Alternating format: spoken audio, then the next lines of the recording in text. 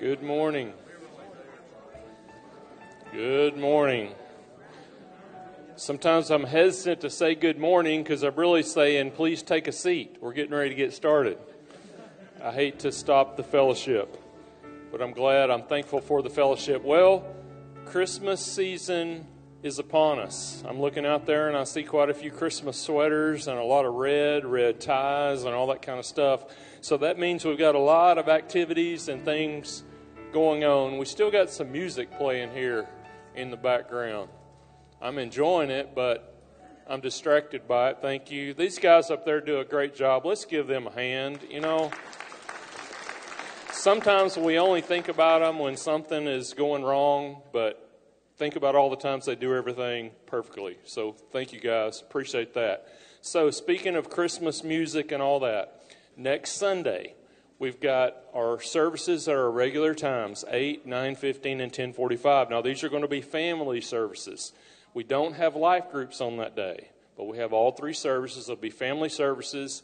There'll be candlelight services. There'll be Lord's Supper services. So really cool what's going on next Sunday as we celebrate Christmas a couple of days in advance. Then on Monday at the PAC at 4:30, it's a new time this year, 4:30 at the PAC, we have our community Christmas Eve service on Christmas Eve. So we're really excited about that service as well. A little more information in the bulletin on that. Now, that said, we've got services, we've got choirs, we've got Christmas parties. I know you have life group Christmas parties and all that. You've got shopping going on. We're looking at lights, all these things.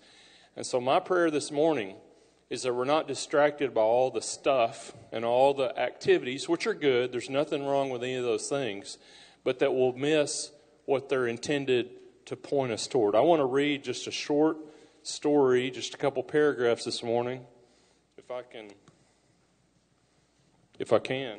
I got to get my reading glasses on. A pastor posted this morning. I read this early this morning. It says, a group of American Christians in the 19th century planned to visit London for a week. Their friends, excited for the opportunity, encouraged them to go hear two of London's famous preachers and bring back a report. On Sunday morning after their arrival, the Americans attended Joseph Parker's church. They discovered that his reputation for eloquent oratory was well-deserved. One exclaimed after the service, "I do declare it must be said, for there is no doubt that Joseph Parker is the greatest preacher there ever was."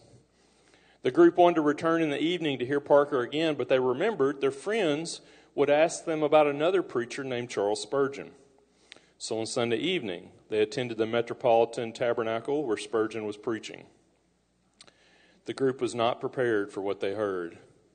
As they departed, one of them again spoke up. "I do declare, it must be said, for there is no doubt."